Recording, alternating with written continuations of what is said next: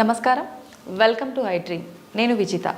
ప్రస్తుతం మనతో పాటు ఉన్నారు ఇస్కాన్ టెంపుల్ నుంచి ప్రణవానంద ప్రభుజీ మాటల్లో సంక్రాంతి విశిష్టత గురించి తెలుసుకుందాం. నమస్కారం ప్రభుజీ. హరే కృష్ణ. హరే కృష్ణ. ప్రభుజీ, సంక్రాంతి పండుగ రాబోతుంది. సంక్రాంతి పండుగ అసలు విశిష్టత ఏంటి ప్రభుజీ మీ మాటల్లో? ముందుగా మీ అందరికీ సంక్రాంతి శుభాకాంక్షలు. మనకి సంక్రాంతి ఒక హార్వెస్ట్ ఫెస్టివల్గా మనం చేసుకుంటాం అనమాట. పంటలన్నీ చేతికొచ్చే సమయానికి రైతులందరూ కూడా ఎంతో ఆనందంగా చేసుకునే ఫెస్టివల్. దాంతోపాటు ఉత్తరాయణ పుణ్యకాలం స్టార్ట్ అవుతుందన్నమాట. మనకి దక్షిణాయనం, ఉత్తరాయణం అని రెండే. మన దేవతలకి మన మనుష్యుల కాలమాన ప్రకారంగా 6 నెలలు వాళ్ళకి రాత్రి, 6 నెలలు పగలు. కాబట్టి ఈ సంక్రాంతి నుంచి ఉత్తరాయణము అనే ఒక పుణ్యకాలం స్టార్ట్ అవుతుంది అని చెప్తారనమాట. కాబట్టి this is a very nice time.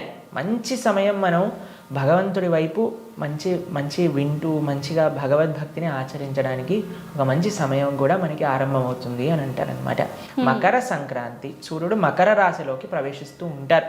అందుకు ఆ సంక్రాంతికి మకర సంక్రాంతి అని కూడా మనం విశేషంగా చెప్పుకుంటూ ఉంటాం అనమాట.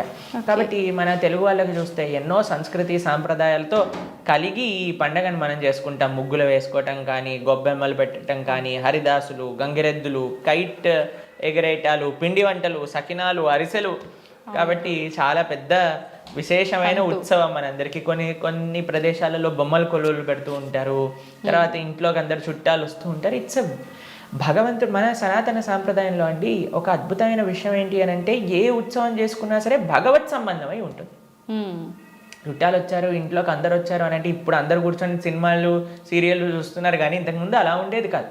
అందరూ కూడా భగవంతుడు ఆరాధన చేయటం, అందరు కలిసి ముగ్గులు వేసుకోవటం, చక్కగా కైట్స్ ఫ్లై చేసుకోవటం. వీటన్నిటిలో ఏంటి అని అంటే మన సనాతన సంస్కృతిలో ఎన్ని విశేషమైన పండుగలు ఏ విధంగానంటే అందరినీ సమాజంలో దగ్గరికి తీసుకొచ్చి ఆ బంధుత్వాలు, ఆ సంబంధాలన్నింటినీ కూడా ప్రేమపూర్వకంగా మనం చక్కగా ఎలా నిర్వర్తించాలో అందరినీ కలిపే పండగలు మన పండగలు అన్నమాట. కాబట్టి నెల రోజులు తిరగంగానే ఇంకో పండుగ వస్తుంది. ఎందుకంటే వీఆర్ ఆల్వేస్, సనాతన సంస్కృతి ఎప్పుడైనా సరే అందరినీ కలుపుకుంటూ ముందుకు తీసుకెళ్ళటంలో బిలీవ్ చేస్తుంది. ఏ పండగ, ఏ ఉత్సవం అయినా సరే మన ఇంటికి రావటం, అందరితో కలవటం, మంచి మాట్లాడటం. మీకు ఒక సజెషన్ ఏంటి అని అంటే, అందరూ కలిసి ఉన్నప్పుడైనా మన నిత్య పార్ట్నర్, మన ఫోన్ కొద్దిగా పక్కన పెట్టి బంధువులతో మాట్లాడటం, వాళ్ళని చక్కగా వాళ్ళతో సమయాన్ని స్పెండ్ చేయటం, అలా మనం చేసుకోవాలి.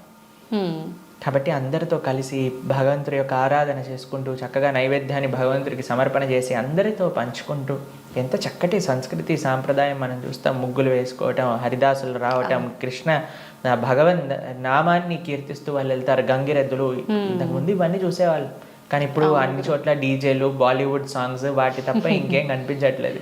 కాబట్టి ఎవ్రీ ఫెస్టివల్ మనం మార్చేసుకుంటూ ఉన్నాం, మన సంస్కృతిని డిస్ట్రాయ్ చేస్తూ ఉన్నాం అనమాట.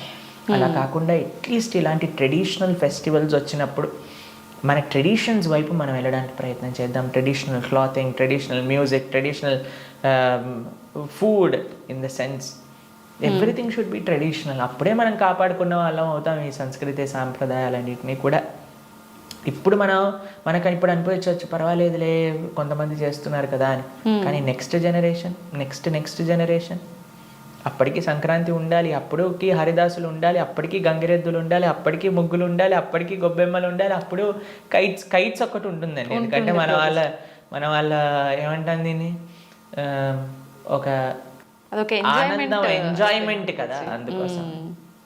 కాబట్టి just don't keep things which gives you happiness, but we should also strive to keep our culture alive.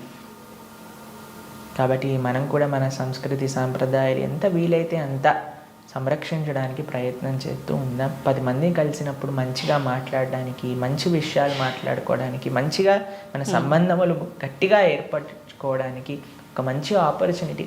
చాలామంది ఊర్లకు వెళ్తూ ఉంటారు. ఊర్లకు వెళ్ళినప్పుడు మీ కుటుంబ మర్యాదలు ఏంటి, ఆ సంస్కృతి ఏంటి, ఆ సంప్రదాయాలు ఏంటి, అక్కడ ఉండే ఆలయాలు ఏంటి, అక్కడ ఉండే విశిష్టత ఏంటి, వాటిల్లో టైం స్పెండ్ చేయండి. హైదరాబాద్లో ఉన్నప్పుడు మేము సినిమానే చూస్తాము, ఊరికి వెళ్ళినప్పుడు కూడా మేము సినిమానే చూస్తాం. హైదరాబాద్లో ఇన్స్టాగ్రామ్ చూస్తాం, ఊరికి వెళ్ళాక ఇన్స్టాగ్రామే చూస్తాం. అంటే ఊరికి వెళ్ళటం ఎందుకు, హైదరాబాద్లోనే చూసుకోవచ్చు కదా.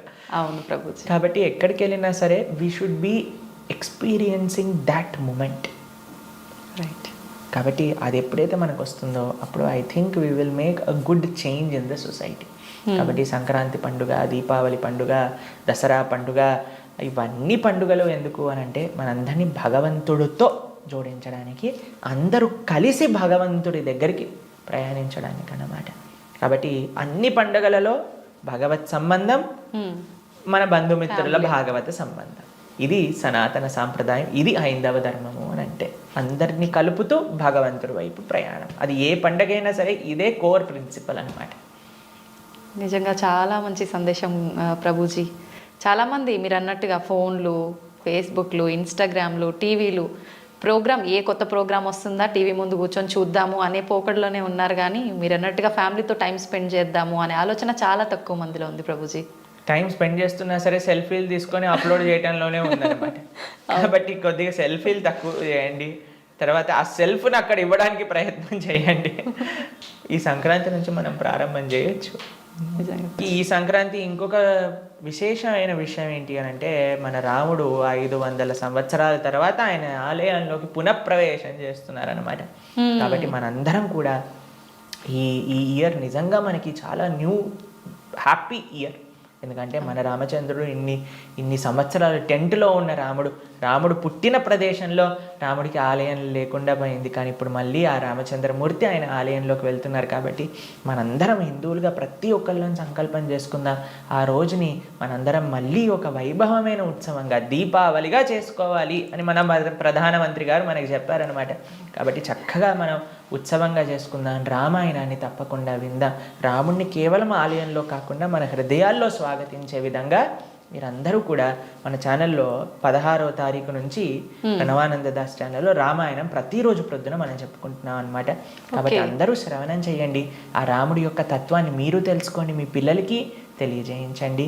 అందరూ ఎప్పుడైతే రాముడి గురించి తెలుసుకుంటారో అప్పుడు రామరాజ్యం వస్తుంది. ఒక వ్యక్తి రావటం వల్ల రామరాజ్యం కాదు. ఎందుకంటే రామో విగ్రహవాన్ ధర్మ, అందరం ధార్మికంగా ఉండాలి, అందరూ సుఖ సంతోషాలతో మనం విష్ చేస్తున్నాం కదండి. Happy new year, happy Sankranti.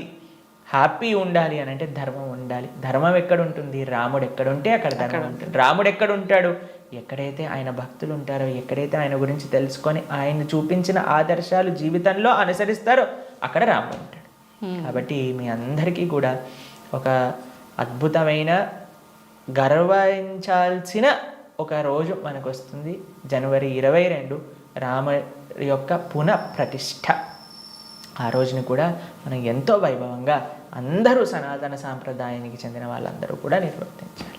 Hare Krishna.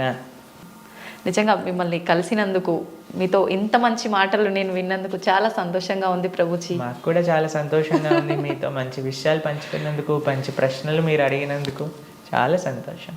మీకు కూడా సంక్రాంతి శుభాకాంక్షలు. Thank you Prabhuji. మీకు కూడా నా వైపు నుంచి, మా ప్రేక్షకుల వైపు నుంచి సంక్రాంతి శుభాకాంక్షలు. Thank you very much Prabhuji. Hare Krishna.